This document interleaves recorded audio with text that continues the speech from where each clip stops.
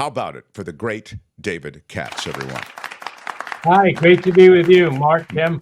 Yeah, you know, it's funny. I'll just tell you this one thing, David, because this was a conversation that I didn't even initiate.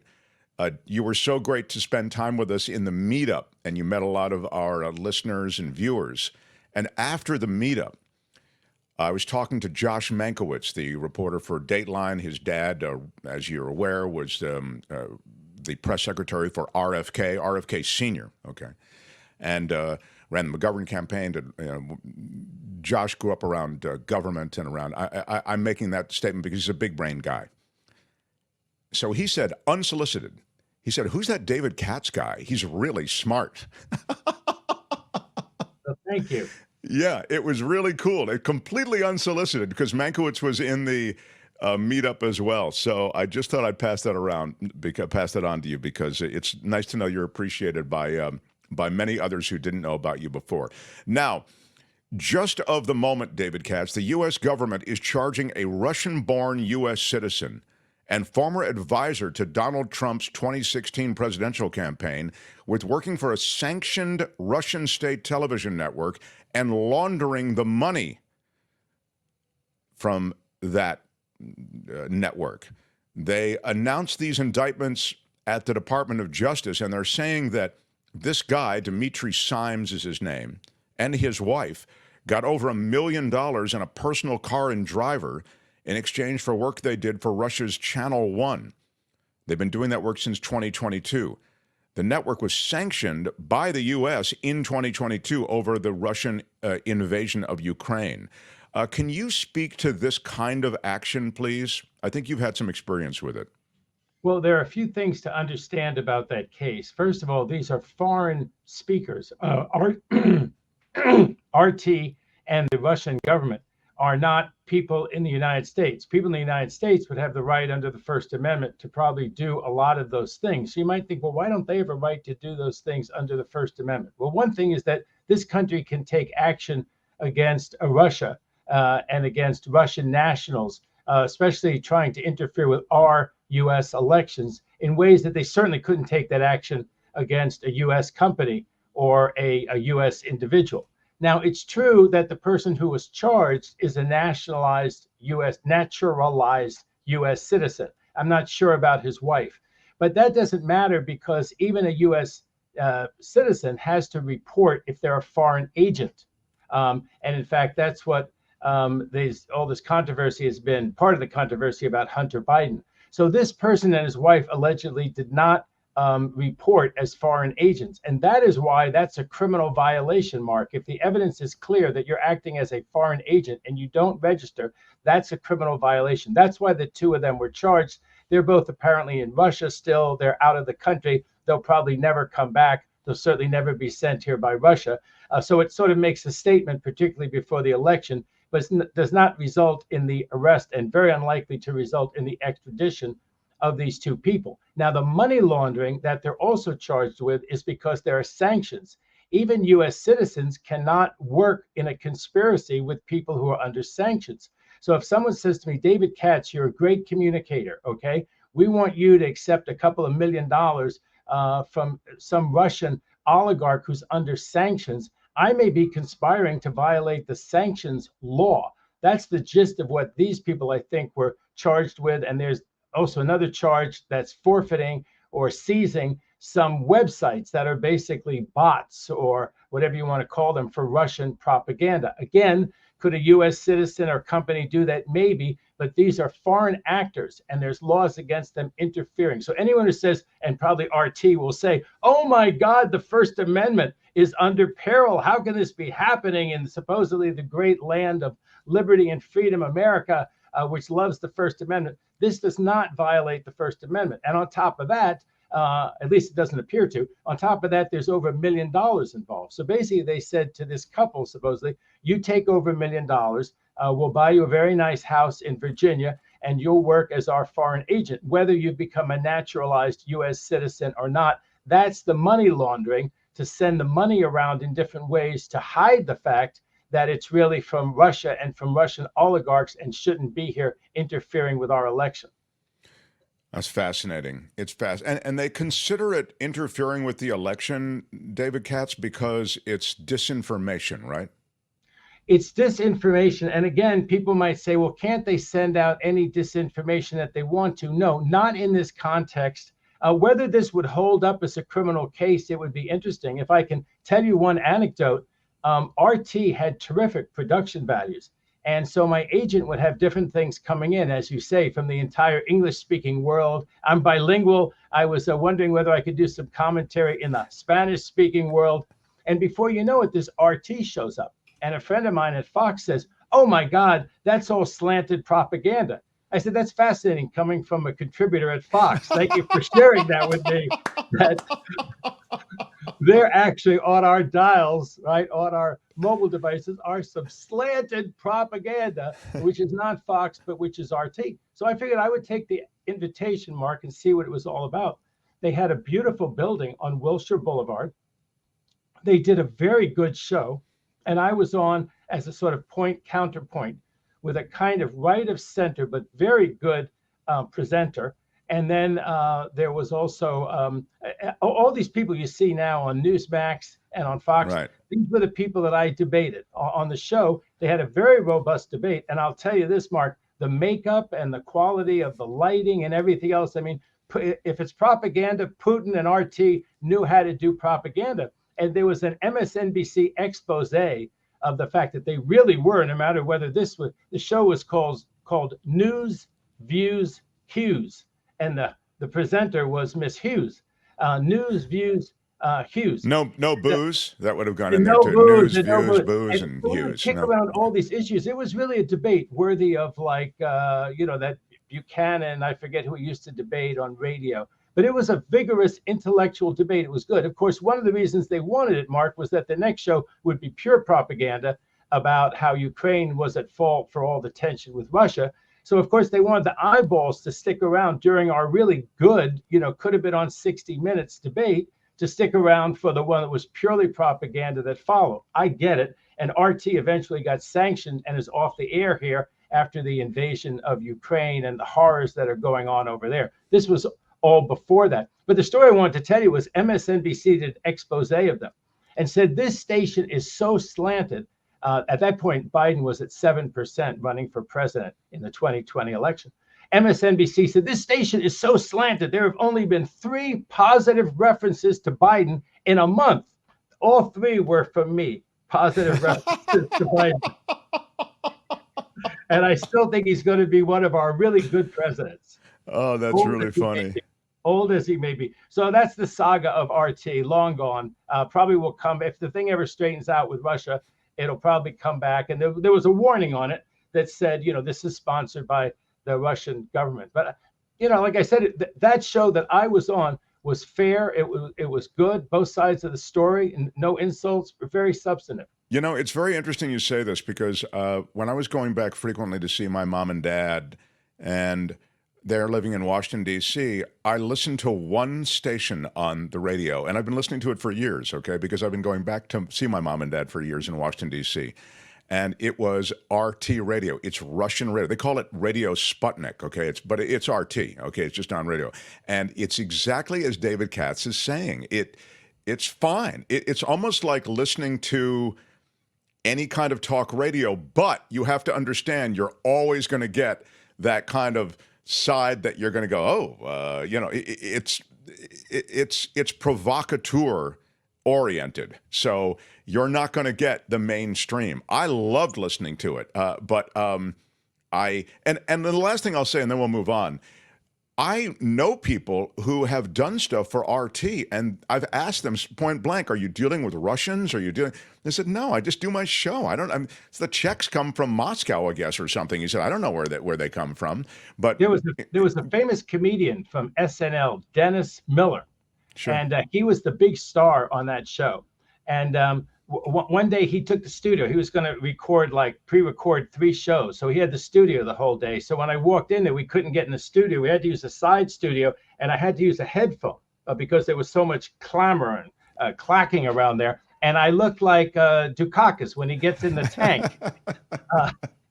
And all my friends said, don't do that thing. You look like Dukakis in the tank.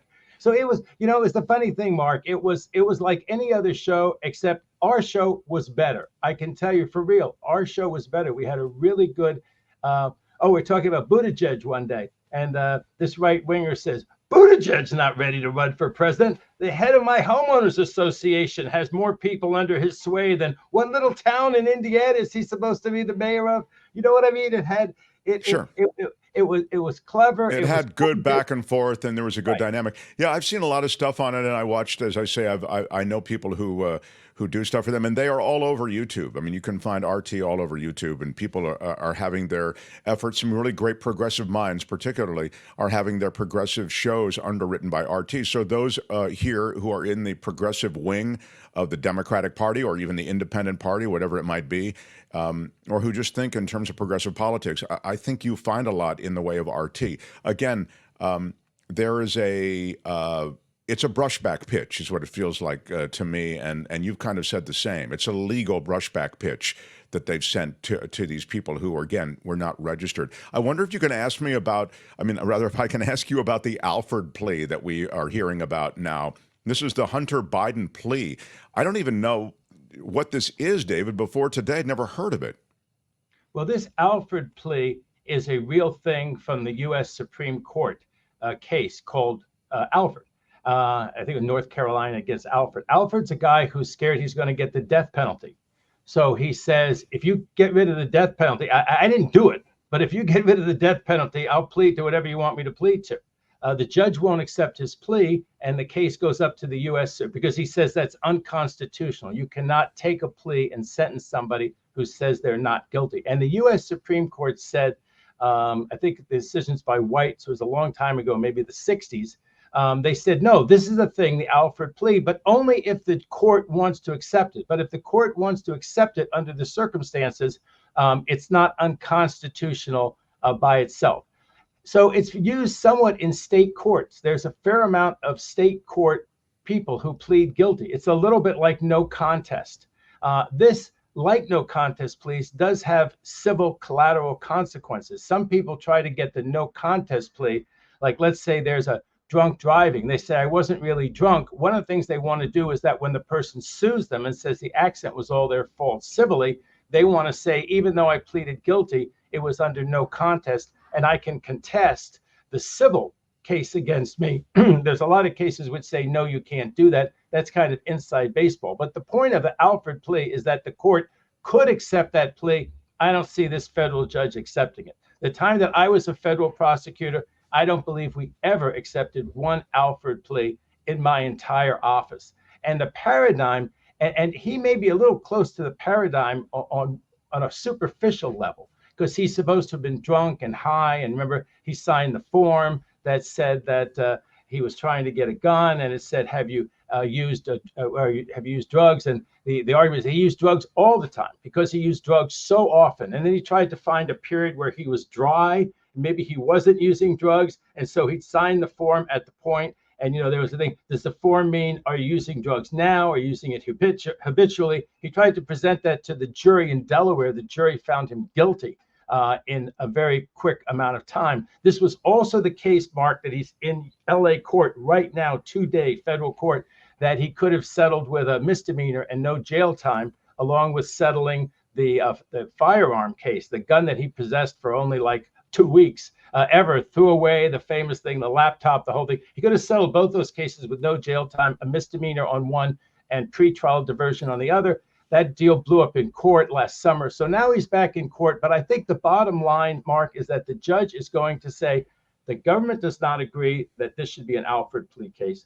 I am not accepting the Alford plea. You could plead guilty like anyone else if you want to, or you could proceed to trial like anyone else if you want to. I think that he'll start the jury trial. At that point, Hunter's going to have to fish or cut bait and enter a guilty plea like a normal person. But the key thing about a guilty plea is that if you don't answer the questions, and you get asked questions like, are you pleading guilty even though you're not really guilty? And if you say, yeah, that's what I'm doing, they're not going to accept your guilty plea. A guilty plea in federal court is a full-throated affirmation agreement that you are indeed guilty, that you have committed beyond a reasonable doubt all the elements charged against you. And one of the elements charged in a tax case is willful, intentional violation of the law. And the reason it's different from this typical Alford situation, the Alford situation is the guy, he's really drunk at a party. Next thing, he wakes up in jail and they tell him, hey, you shot somebody last night. And he says, I really don't remember. I cannot say beyond a reasonable doubt that I did it. I can't say that I'm guilty of this because I was really so passed out. I don't know, maybe I did shoot the guy. And yes, you could plead guilty to aggravated assault or to even maybe attempted murder, saying, I just don't recall it well enough. I think that we also had a case that I saw where somebody has a brain injury between the time of the alleged offense and the time that the case is disposed of in court. And they say, you know, with the brain injury that I had, maybe they had a medical report. I don't want to fight it. I don't want to go to trial. I accept that you can find me guilty. I've seen the police report. I've seen the FBI report if it was a federal case, whatever. But I don't want to go to trial, but I can't make a factual basis. That's not Hunter Biden. As drunk and as high as he might have been during that period of time, these are 3 different years of tax returns. At the time that the deadline ran for filing a tax return, okay, he wasn't so drunk that he didn't think, wow, this is October 15th. This is the extension date. I'm not filing anything. I made a couple of $1 million in gross income. I'm not filing a tax return. And then the next year, the same thing happened. And then some of them are filing false returns. So at the other times when he filed false returns or he signed the return, he was so high he didn't know what he was doing. He's not like the guy who goes to the party and passes out and somebody gets shot and it comes back to his gun and him being the shooter. This is many different occasions over a long period of time. Hunter was not that. The judge is not going to accept this as an Alfred plea. And I think if I had to do Katz, I think he's going to say, well,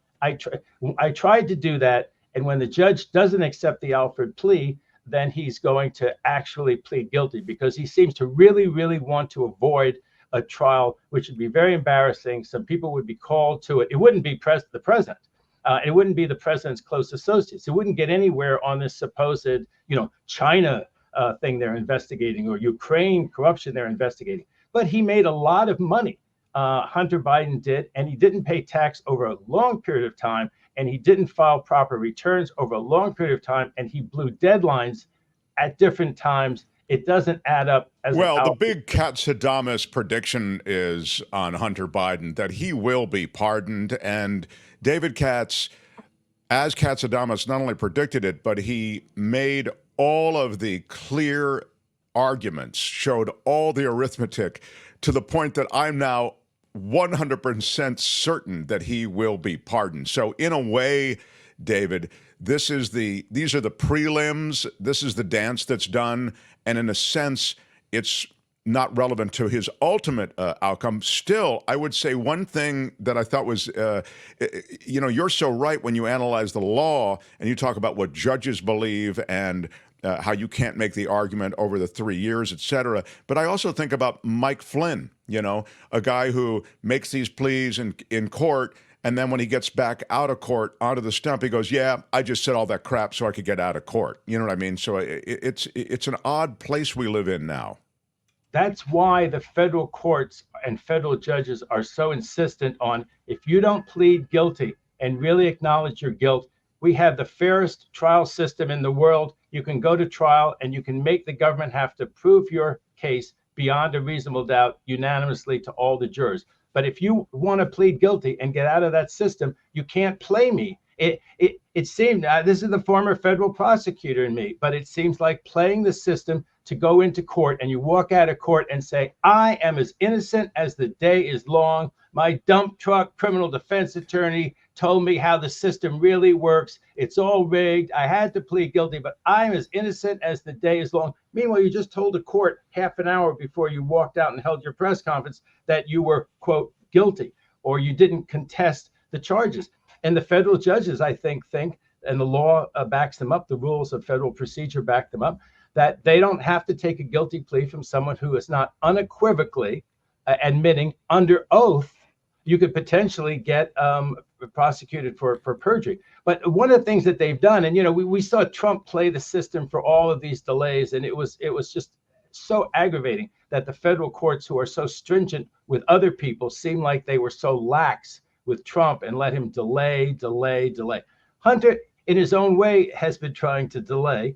And these Alford pleas, if you want the government to agree, they have to be approved by the U.S. attorney himself. They have to be approved by Washington, which obviously takes a while. And I think that, what they're doing is they sprung this on the U.S. Attorney's Office, which, criminal defense attorneys are allowed to do a lot of things and not show their cards. Of course, I'm a criminal defense attorney now. But I think the judge is going to think, you really tried to play me to get this delay. I didn't delay the trial past today. I called in over 100 prospective jurors, people in the community. We're all ready to go. And now you've done something that you think is going to get you another delay. And it may just be a reaction of, no, this is not going to work. You're not going to get another delay. And he'll start picking the jury this afternoon. And as they say, then Hunter and his attorneys will have to fish or cut bait. He enters a guilty plea and fully acknowledges he'll guilt. Either way it goes, though, Mark, if he gets a small delay or he gets no delay and he pleads guilty or he goes to trial, his sentencing will be after November.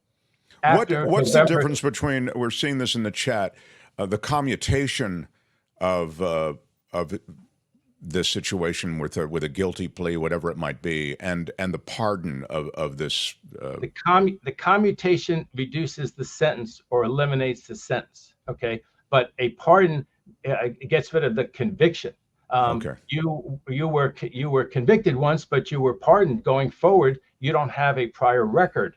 Of course, it is what it is for someone as public a figure as Hunter Biden. But it could be significant in some way for getting a loan, voting, whatever the case might be. Oh, absolutely. No, yeah. A pardon. You look at some of the people that Trump gave pardons to.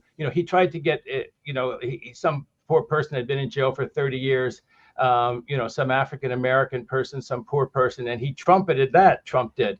But he gave not just commutations to people like that. He gave full pardons to people who've gotten in criminal trouble since then. They were ballyhooed at the time, by the New York Times and other press, that these are not people that you would have thought to give pardons to. And of course, some of his cronies, the two Congress members who had first supported Trump, even though they were both duly convicted and they either had lost their appeals or were under appeal. They certainly hadn't won their appeals. He gave both of those former Congress members. Remember, there was one up east somewhere and back east somewhere, and there was one in the San Diego area. He gave them to all of, he gave them to Flynn.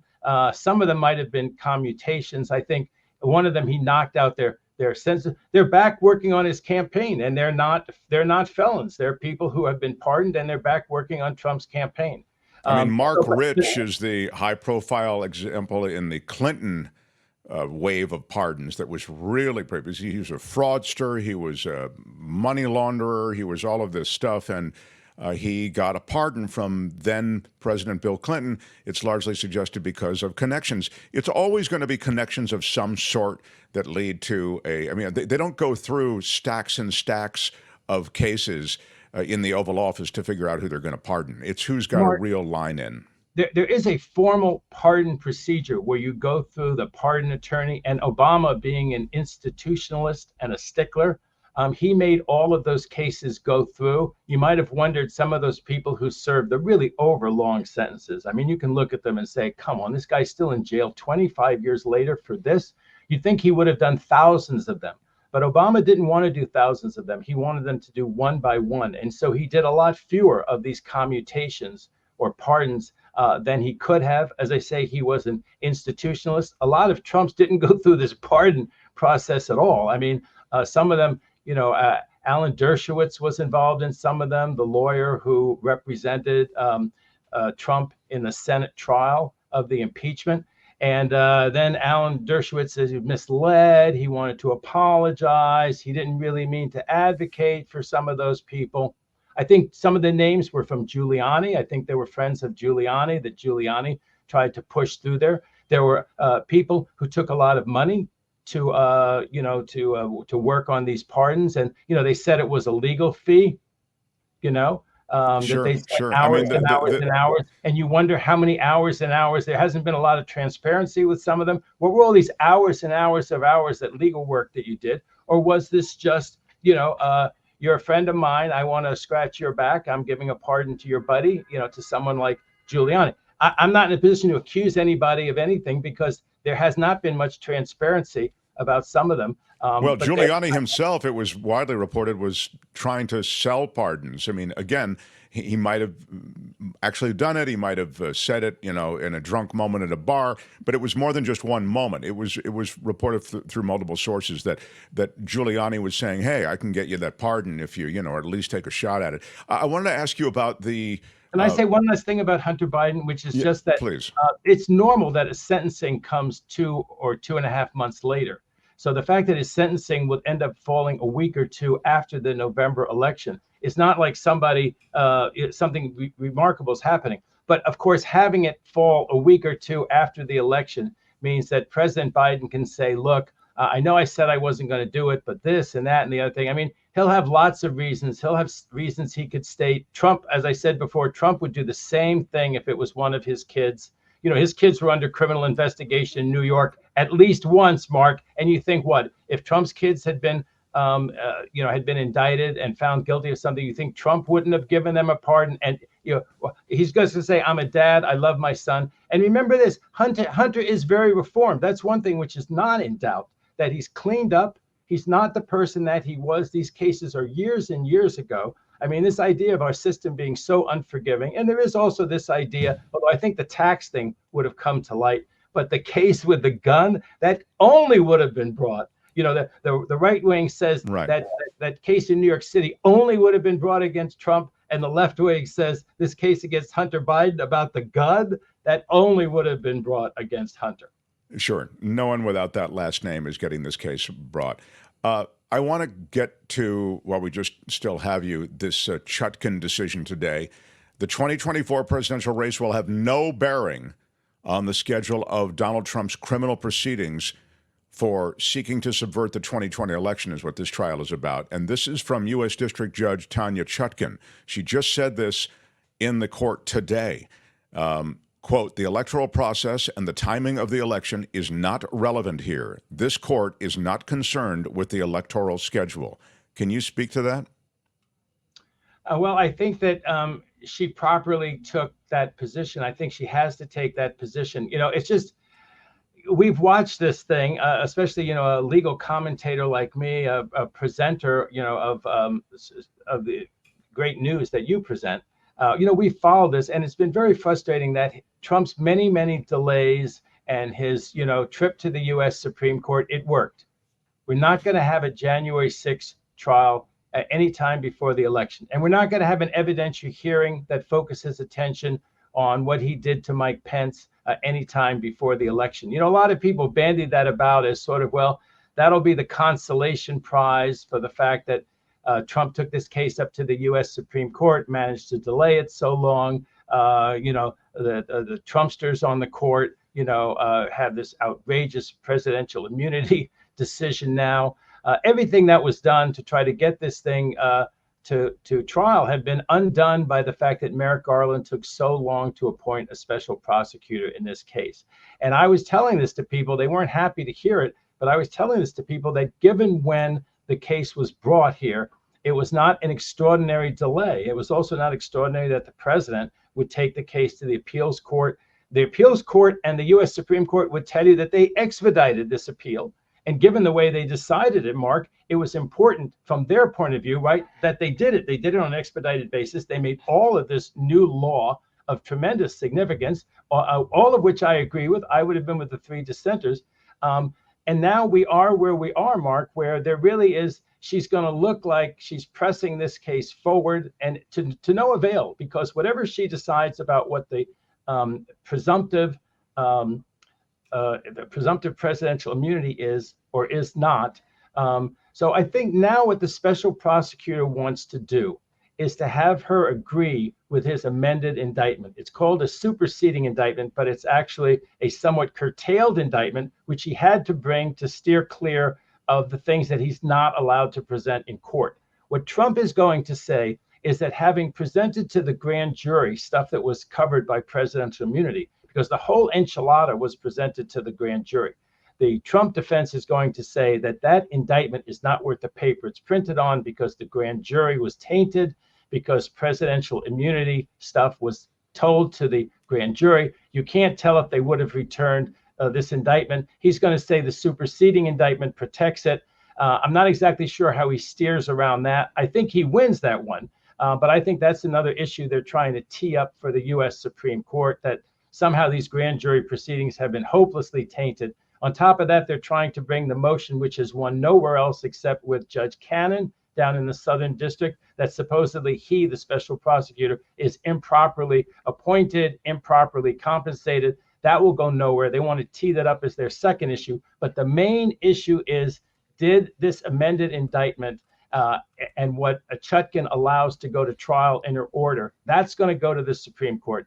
That's going to be the big issue. If they get this case right and Trump doesn't win this election, then there will be a trial that will apparently pass constitutional muster. And when that case goes to trial, I think the evidence against Trump is still overwhelming. But bear in mind, Mark, it's pared back by the fact that one of the gems of the case, one of the awful things that Trump did, was how he didn't tamp down the insurrection once it got going, once they were marauding in the Capitol. That email or that mobile message that he sent out to his followers saying, Trump, saying that Pence let us down, while he could see on TV that they were marauding in the Capitol and threatening the lives of all these people. That's out of the case.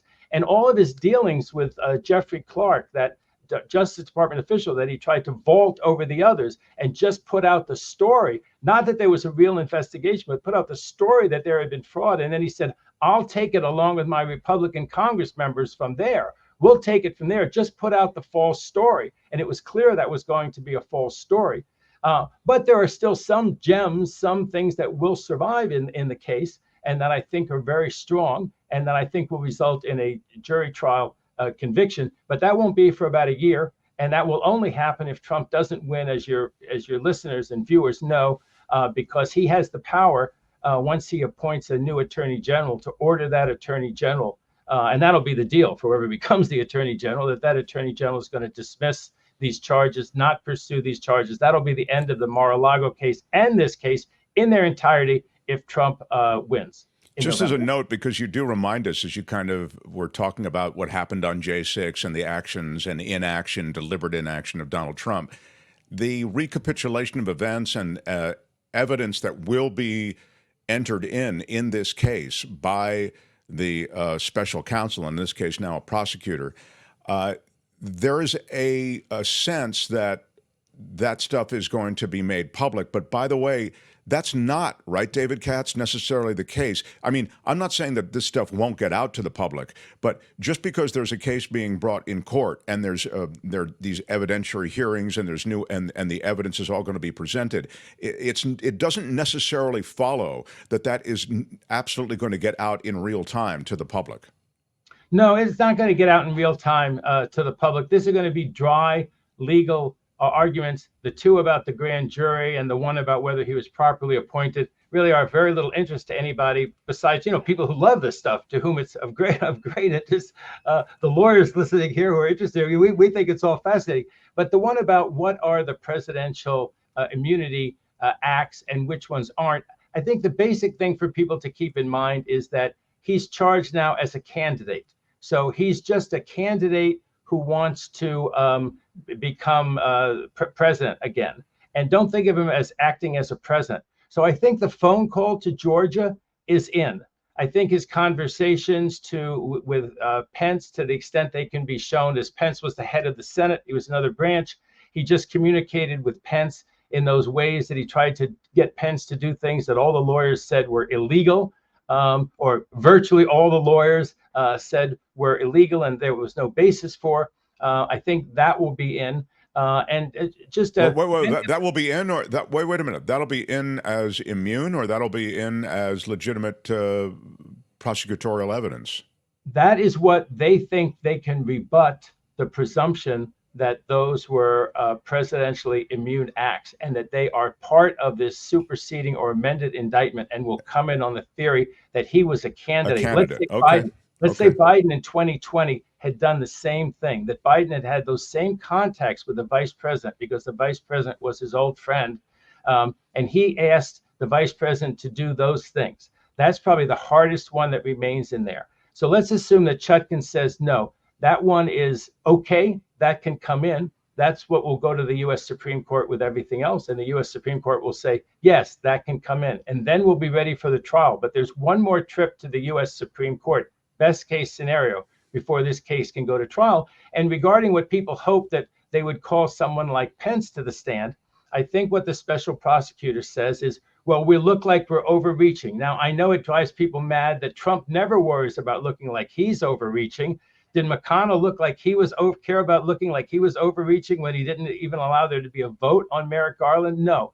But he's a special prosecutor, and he's worried about looking like he's overreaching and looking like he's putting on a show just because it is the election season. And I think his analysis is, what is the testimony of Mike Pence, even if I could get it put on? What is that really going to add to whether these communications, he's got a record of what the communications were. He's talked to Mike Pence. Mike Pence has been grilled about this and said exactly what happened. If you're really that interested, shows could say, hey, let's do a show. How was Mike Pence pressured by the president? And they could show them, they could do Dateline. They could do it on 60 Minutes. They could show all of that.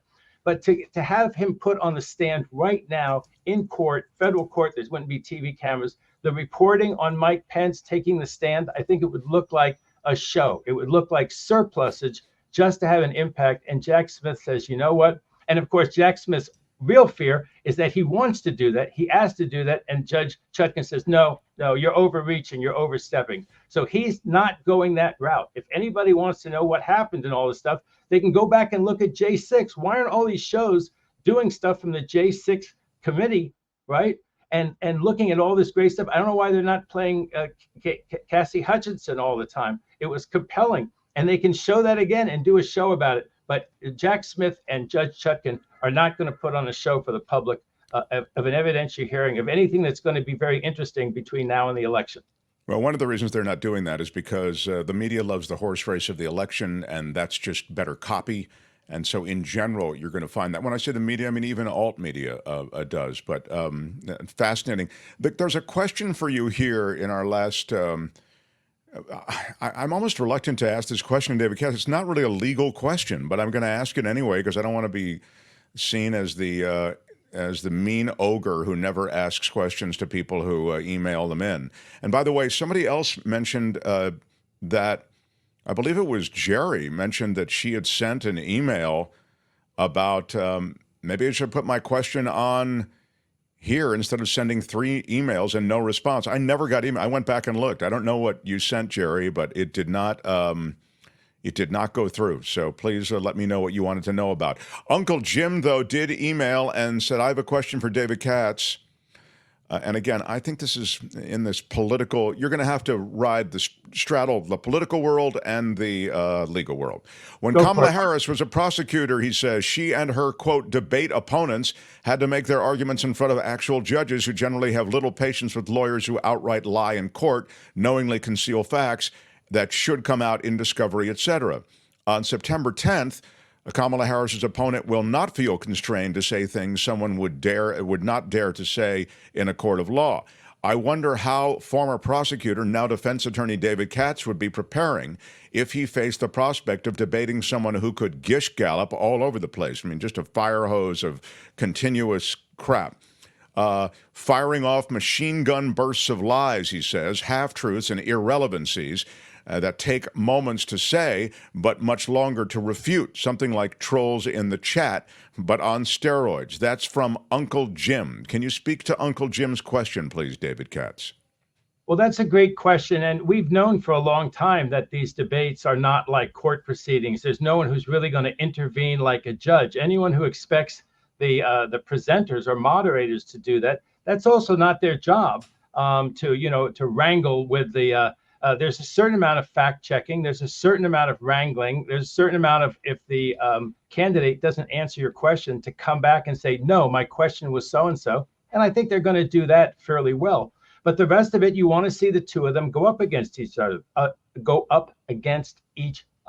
So I think that let's assume he starts talking about, the Mexican government, they let everybody out of the insane asylums and the prisons so they could come here in droves. I mean, the answer is they'd be going across their own country. So that's what you're saying. You're saying that the Mexicans want to have all of these prisoners and mental institute people. Well, they're driven to the border. No, there's no evidence that they're driven to the border. When he says that, the economy is down, no, the economy is actually up. And, he fires off 20 wrong statistics, and you say, the stock market is up, employment is up. We have lower inflation than all of the westernized countries that are our competitors. We're the envy of the world. When he says our military is so terrible, no, we did this, we did that, the other thing. When he says that, we went into, Afghanistan was a disaster there and all this kind of stuff. He's the one who agreed with the Taliban that we should get out. He didn't hold on to the Bagram Air Force Base any more than Biden did. This was all of his making, and that it got so rushed. There were, she comes back with the facts. That's just what it is. She's got 2 minutes to come back with the facts. I don't think that I said this on Fox this morning. They asked me if I thought that she was going to be insulted, by him. And I don't think so. I think he's going to let his surrogates do that, but she's got to have some comebacks. There are some obviously outrageous, revolting things that he might say because his surrogates have been saying them about her. And she's got to have comebacks for all of those. But I just wanted to say, Mark, that although the University of California has not had a U.S. Supreme Court justice in a while, I think we're going to have a president from the University of California Law School. And people ought to get excited about it. They are getting excited about it. She's an exciting candidate. She's run a terrific campaign so far. Yeah, it's true. I don't know if I would plan the victory party quite yet, but I would certainly, I'd certainly like to see it happen. Gosh, I'm way over time, but I did want you to tell me this. The Rust shooting prosecutor has asked the judge to reopen the Alec Baldwin manslaughter case. Again, this is 3 years after Baldwin accidentally shot that Rust cinematographer, Helena Hutchinson. The prosecutor is asking the judge to take yet another look at this case. Just give me a minute on that, if you would, please. I think that the special prosecutors in New Mexico are planning to appeal. I think that they must have some timely appeal that they think they have about her tossing the case out with prejudice.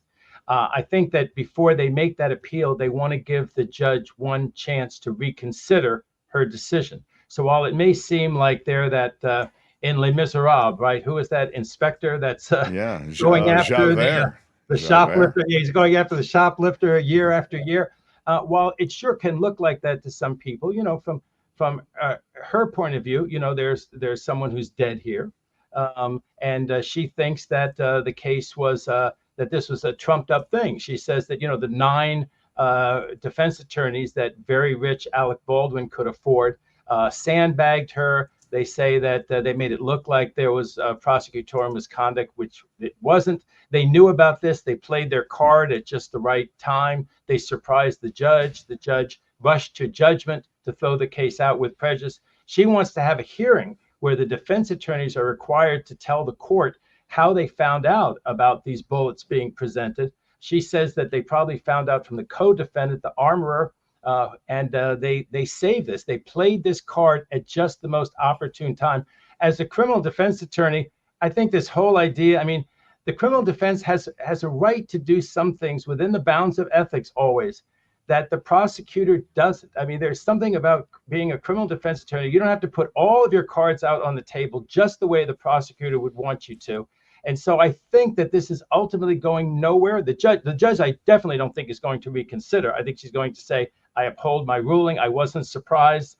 And then they're going to appeal it. They're going to appeal the fact that her ruling was made, and that even given a chance to reconsider it with all these great arguments, she didn't reconsider it. But all in all, I think Alec Baldwin will not be convicted of anything for this Rust shooting when it all plays out after all the appeals. Wow. Thank you. Well answered, thoroughly answered. We covered a lot today. David, so appreciate you. And again, as Kim notes, Katsadamas, I don't know if he made it as a Katsadamas prediction. He was just kind of saying in an exuberant way that he thinks there'll be a Harris presidency. But Kim is putting you cleanly in the Katz prediction column as Mark, predicting a Harris presidency. Are you ready to own that? Mark, you can look it up. And at some point I said my streak would be broken. I'm something like 30-0 on your show. Now, some of them were pretty easy predictions, but some of them were pretty hard. And I'm about 30-0. I really am. You can look it up. And I suppose I'll be so sorry if Trump ends up winning, right?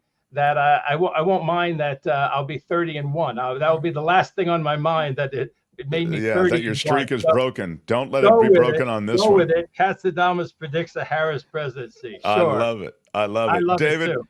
Love our visits with you, and I look forward to next Thursday. Thank you, my friend. Wonderful being with you.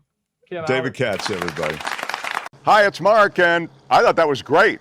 Hit the notification bell. You'll know whenever there's a new video being dropped, and please subscribe to our channel to help us save the universe.